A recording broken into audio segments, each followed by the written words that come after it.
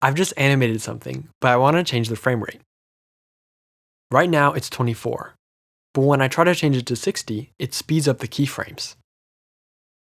To fix this, find time stretching. Set the old to your current frame rate and the new to the frame rate you want.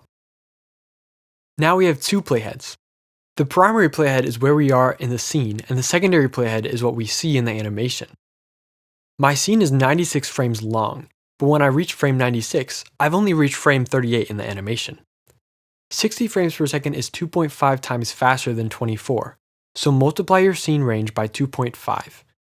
You can quickly do this by typing asterisk 2.5 and hitting enter. Now my frame rate and scene range match. If you plan on adding keyframes after time stretching, it'll be challenging since new keyframes will be placed at the primary playhead instead of the secondary playhead.